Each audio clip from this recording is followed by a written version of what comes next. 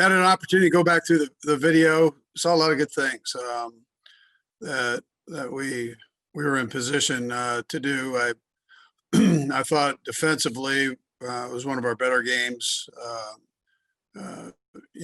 Until they got into just the complete throw mode at the end of the game. But I mean, we scored with the safety, which was huge. We had been talking so much about the pressure on the quarterback, and I thought we did a good job with that. And then just the fact that we had three balls that easily could have been interceptions and being in position to make those plays.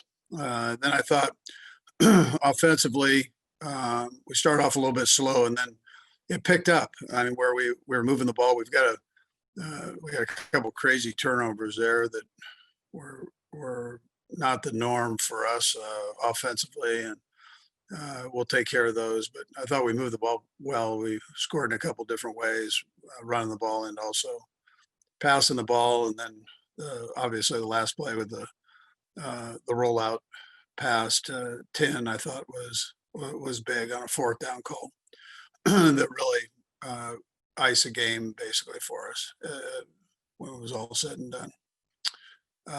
And then I thought special teams had one of their better games. That's one of the top special teams in the National Football League, and to have a score there also on the punt return with McCall, I thought was a big thing. So we just, like I said, we eliminated a couple of these mistakes, which we can take care of. It's not been our MO to do that. So we eliminated a couple of those things, and we'll be in good position here. We got a big challenge coming up this week, against New Orleans, and we've had a chance to dig in on that and look at them this morning. So all our energy will be put in that direction, and we're in that same protocol that we've been in the last few weeks, where no one's allowed in the building here, player wise. Coaches are in the building, but there's no meetings with each other unless it's virtual. So we're working through that, and we'll get our game plan together and present it to the players when they come back in Wednesday, and then we'll take it from there. With that, time's yours. Let's go first to Bob Fesco. Go ahead, Bob. Andy, you guys have a 5-game division lead, basically a 2-game lead over everybody else in the NFL for best record. How close do you think you are to playing your best football right now? Well, listen, I think that team yesterday was a good team. I think Brian Flores has done a heck of a job down there, and they've got good players. So, we've got to take care of a few of the little things there. But I appreciate the effort.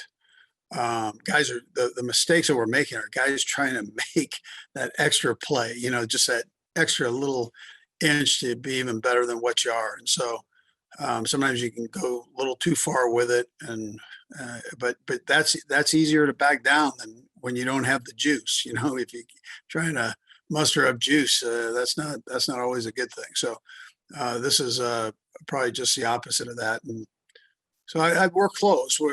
We've got a few games here or a couple games here at least to get ourselves right, where we're really hitting that thing full speed. Let's go next to Nate Taylor. Go ahead, Nate. Andy, I know we asked you a little bit about Travis and getting the nomination for Men of the Year award, but I just wanted to ask you, from your perspective as a head coach and doing it for, as long as you have, what's the best part for you to watch a player both mature on the field and off the field, kind of in a synchronized manner as their career sort of moves along? Yeah, well, it's probably like having kids, man. I mean, you watch them grow, and there's a satisfaction there that you and a joy that you feel watching it. Well, I don't think it's any different with these guys. I mean, especially the ones that hang with you for a while, and so you've seen Kels do that. I mean, he came in and he was kind of a wild pony, man, and he's really grown, and a heck of a person and on the field and off, very competitive and in both places. I mean, he wants to do good. He's got a good heart. I guess that might be the best thing you could say. His heart's in the right place.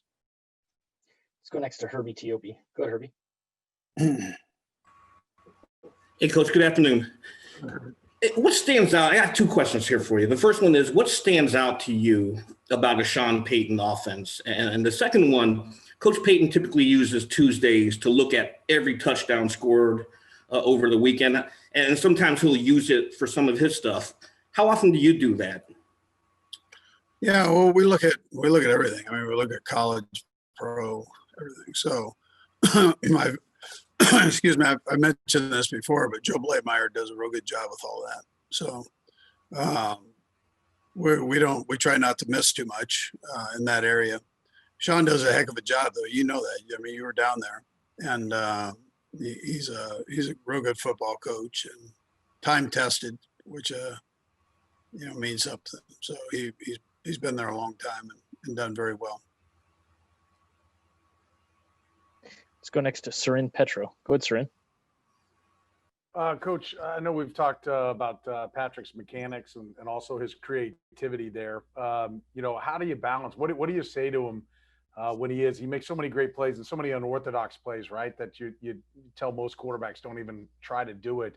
When one gets away like he had on the one INT that was a little high to CEH, do you just kind of remind him, or do you just stay away from that because you don't want to harness any of that great playmaking ability he has? Now, listen, I mean, we coach him. I mean, that's what we do, and so and he wants that. That's something that he wants, and he takes very well.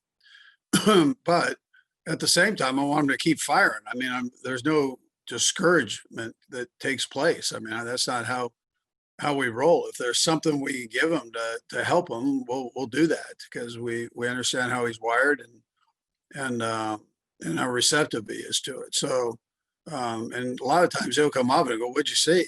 What do I need to do there?" So, and it's not always. Listen, it might be that that Clyde could have moved over a little bit into space where the quarterback could see him. I mean, there are all kinds of things that you work on. It's not always just the one person, but these guys, and this is what's a little bit unique about this team, I would tell you, is Surin, is that these guys want you to coach them. I mean, they want to do the right thing, and they get upset when they don't, and so Clyde, and all of a sudden you see Clyde and Pat together, and they're talking through it, or whatever the situation is. Kelsey first guy off the field. I should have done this on the screen.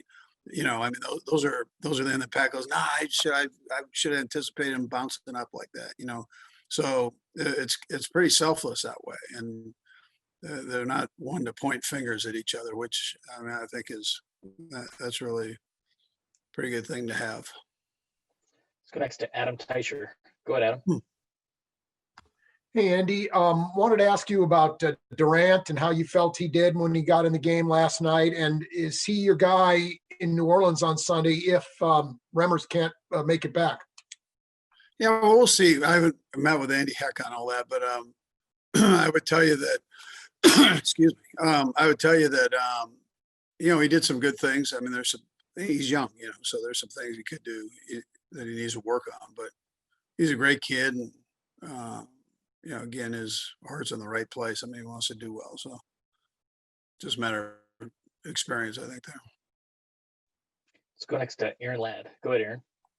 Andy, I'm wondering on the flight home, or maybe before you hopped on this Zoom call, if you have any chance to look back on the last 5 years and maybe stop and smell the roses a little bit, or is it full steam ahead? Yeah, what's crazy is you hit the plane and you're watching the video, you're talking to coaches, you're talking to players. It's almost like the game hasn't ended, when you get on there. So, and then you get a quick minute. We got home relatively early for a road game. So, you get a couple minutes there couple hours to just relax and take a deep breath. I can't tell you that I look back at it the last 5 years, but I was reminded of it by you guys, last night. So I think it's a great tribute to the organization. And that we all know that we've got more games ahead, and that I know coaches get hesitant to say, yeah, it's a positive thing in that case, but it's because there's still so much season left. But it's um, it's a tribute to everybody that's been involved with it. So I would tell you that. Let's go next to Pete Sweeney. Go ahead, Pete.